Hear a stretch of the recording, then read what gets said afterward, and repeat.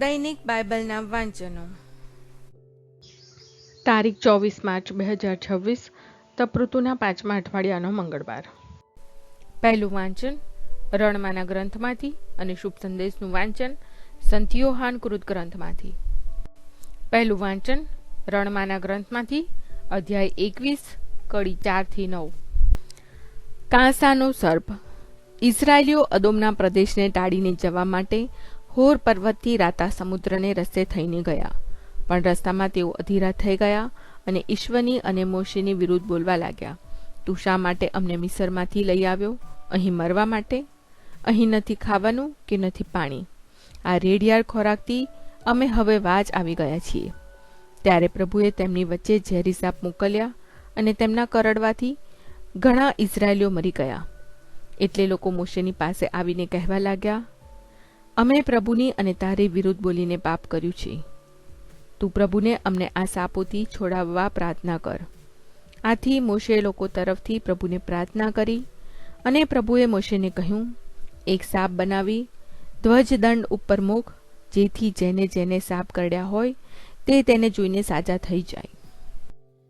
આથી મોશે કાંસાનો સાપ બનાવી ધ્વજદંડ ઉપર મૂક્યો, અને જેમને જેમને સાપ કરડ્યો હોય તે એના ભણી જોતા જ સાજા થઈ જતા.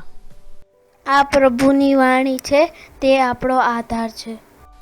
શુભ સંદેશનું વાંચન સંત યોહાન કૃત ગ્રંથમાંથી, અધ્યાય 8, કડી 21-30. ચેતવણી. વળી તેમણે લોકોને કહ્યું, હું તો જાઉં છું, તમે મારી શોધ કરશો, પણ તમારા પાપમાં જ મરશો. હું જ્યાં જાઉં છું ત્યાં તમે આવી શકો એમ નથી. ત્યારે યહૂદીઓ કહેવા લાગ્યા, હું જ્યાં જાઉં છું ત્યાં તમે આવી શકો એમ નથી, એવું એ કહે છે, તે શું એ આપઘાત કરવાનો હશે? ઈસુએ તેમને કહ્યું, તમે આ અધોલોકના છો, હું ઉર્ધ્વલોકનો છું. તમે આ દુનિયાના છો, હું આ દુનિયાનો નથી. આથી મેં તમને કહ્યું કે તમે તમારા પાપમાં મરશો. કારણ હું તે છું એવું તમે નહીં માનો તો તમે તમારા પાપમાં મરશો.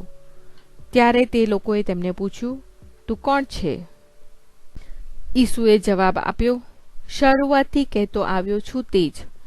તમારે વિશે હું ઘણું કહી શકું એમ છું, અને ઘણી બાબતોમાં હું તમને દોષિત ઠરાવી શકું એમ છું, પણ મને મોકલનાર સાચો છે, અને તેની પાસેથી મેં જે સાંભળ્યું છે તે જ હું જગતને સંભળાવું છું.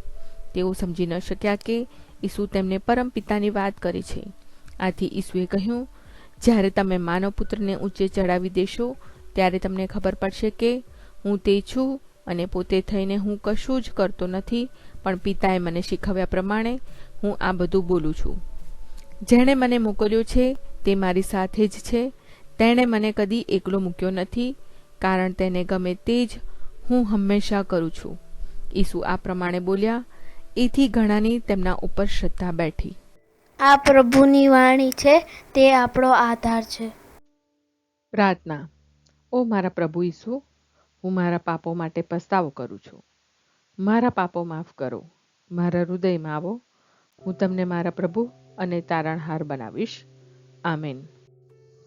પ્રભુ તમને સુખી રાખો અને તમારી સંભાળ રાખો.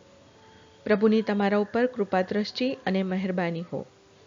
પ્રભુની તમારા ઉપર પ્રસન્નતા હો, અને તે તમને શાંતિ બક્ષો.